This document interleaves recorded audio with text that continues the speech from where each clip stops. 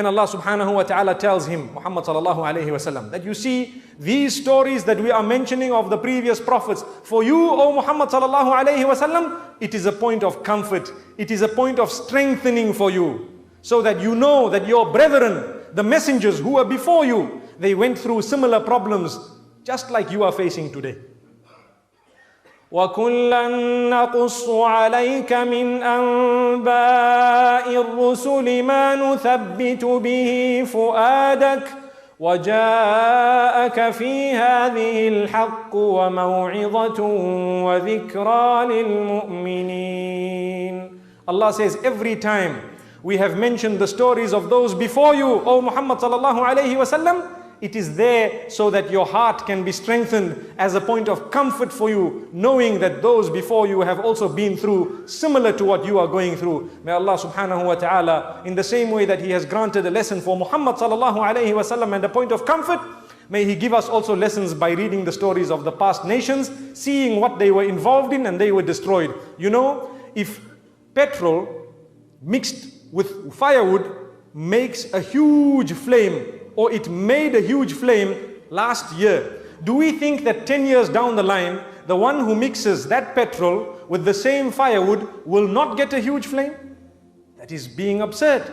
So if two things put together resulted in a huge inferno, the same two things put together 100 years later will result in the same inferno. The same applies. If deeds of the previous nations resulted in their destruction, do you think if we engage in the same deeds, it will not result in our destruction? Allahu Akbar. Think about that example.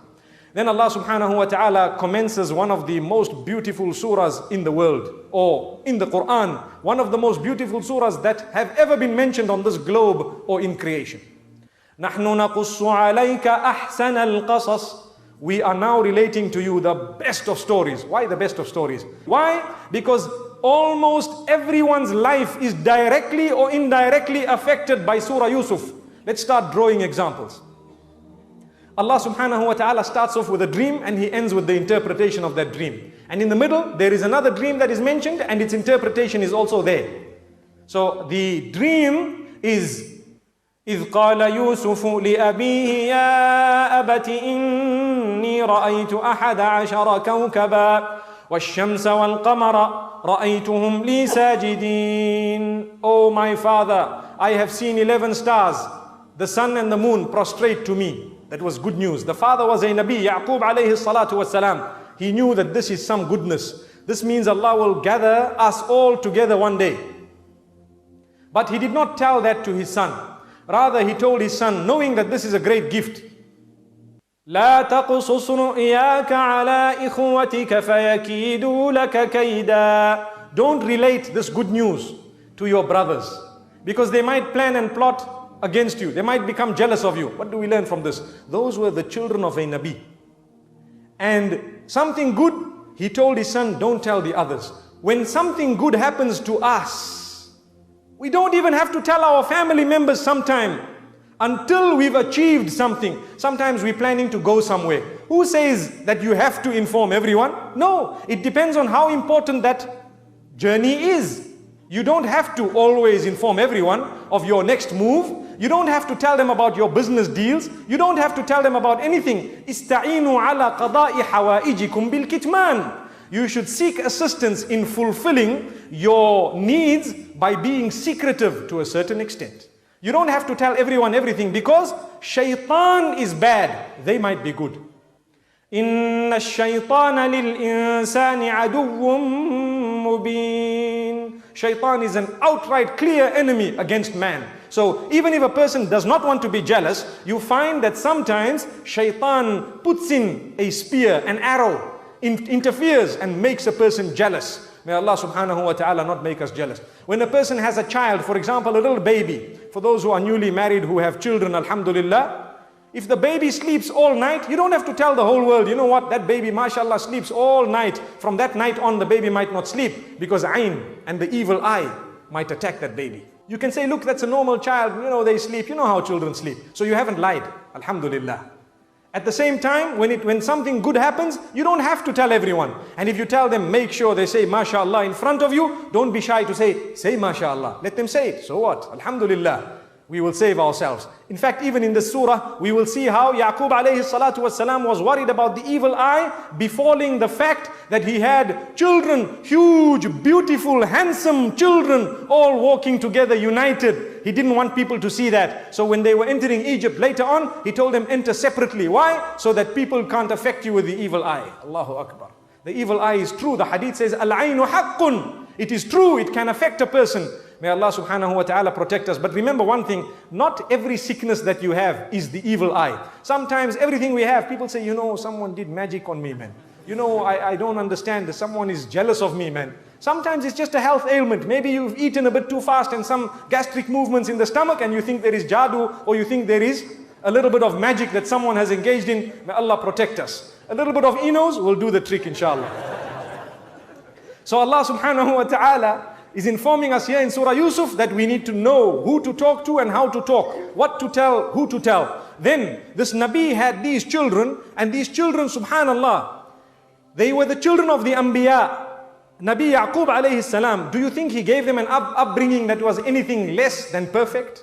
No, it was a perfect upbringing. But on top of that, they planned to kill their brother. Imagine. That means sometimes jealousy levels between brothers and family and blood can get to the point of wanting to eliminate someone. May Allah protect us. It is haram. It is prohibited. So one of the older brothers felt a little bit, a little bit remorseful, and he felt a bit shy. He says, لا تقتلوا يوسف وألقوه في غيابة الجب. Don't kill him. Throw him into a pit, and someone will pick him up and maybe they'll take him to a far off land. So what they did is they hatched a plan. They went to their father. They told their father that, ما لك لا تأمنا على يوسف وإنا له لناصحون أرسله معنا غدا يرتع ويلعب وإنا له لحافظون. What's wrong with you? They're telling their father, why don't you release Yusuf alayhi salam? Release him with us tomorrow, and we will go, we will graze the flock and so on, we will play and we will come back. You know what the father says? إني ليحزنني أن تذهبوا به وأخاف أن يأكله الذئب وأنتم عنه غافلون. I fear if I send him with you, it will make me sad, number one, because he will be away from me. You'll take him for the whole day, and there is a possibility that whilst you're not watching, a wolf might eat him. They used the same plan. They took him, they released him into that pit, and they came back with the false blood on a shirt, and they said, you know what? A wolf ate him, whilst we weren't watching. Imagine. The same thing the father suggested, they took it up, and they actually came back with the same words. How many of us are fooled by our children sometimes? There is a possibility. If a Nabi could be told that by his own children, do you think our children don't lie to us? They come to us from madrasa later on in the afternoon and say, you know what, today that sheikh, that imam, that teacher, he did this and that. We roll our sleeves and we want to beat up that imam by believing a child 5 years old. Imagine. Yet we don't realize that that could be a lie. Go out, defend the teacher. Say, look, if that's what he did, that's your teacher. Why did you engage in something bad? May Allah protect us all. There's so many examples that we could actually give, but let's move on. Then Allah subhanahu wa ta'ala tells us that he was thrown into this pit and they picked him up. When they picked him up, what does Allah say? وَأَسَرُّوهُ بِضَاعَةً. They regarded him as merchandise. And they said, no, we'll make money out of this. You know, sometimes when we pick up lost property, what do we do? Very valuable. You pick up a blank check. It tells you 1,000,000 rands. What do? Very tempting. May Allah grant us iman. May Allah subhanahu wa ta'ala make us from amongst those who can hand it back. You know what happens? Sometimes, like what we read in the newspapers, in countries like these, you find you hand back a large amount of money to the cop shop, to the policeman, sometimes it disappears from there. But don't worry, so long as you didn't steal it. May Allah subhanahu wa ta'ala safeguard us. So the same applies here. These people, what do we learn from them? They looked at an innocent boy, a very handsome man. They said, no, we'll make money out of this. Come, bring him into this. They sold him at the next market. Someone bought him, a very wealthy man bought him. And in a nutshell, what had happened? The wife of this minister of Egypt had an evil intention when she saw this handsome man, handsome Yusuf, alayhi salatu wasalam. She says, you know what? He's a worker for us. He works for us. Let me advance sexually. How many of us are guilty of making sexual advances at the workplace? Let's be honest. This lesson comes from Surah Yousaf. Whether it is male or female is besides the point. The lesson is, don't ever make sexual advances that are haram, especially at the workplace. If someone is working for you, and don't think that this person here is actually under me, so let me try my luck. Allahu Akbar. May Allah safeguard us. Look at the example. Who would have guessed that we learn this from this surah? So Surah Yusuf, the Nabi of Allah, was actually someone attempted to lure him, and Allah subhanahu wa ta'ala protected him. And thereafter this lady became so upset, so angry, that then the people, the other ladies, obviously everyone speaks about that lady because she is the minister's wife. She is supposed to have been a role model for everyone. The other ladies began to speak and they said, you know, this lady here, she actually wants to do something with her own workers. Imagine, may Allah protect us all. So she said, let me fix these ladies. They don't know how handsome this man is. So she prepared a little sitting for them and gave each one of them an apple with a knife. A fruit with a knife. And she told Yusuf alayhi salatu wasalam, because he was a worker, he had to obey the instructions. I want you to pass from here when they are all seated. As he passed, they were so engrossed in looking that they cut their hands. Allahu Akbar. Imagine how handsome he must have been. They were so engrossed in looking that they cut their hands and they said, Ma hadha bashara, in hadha illa malakun kareem. This is no ordinary human being. This is an angel. This is an angel. Allahu Akbar. What do we learn from this? Let's draw a jewel from it.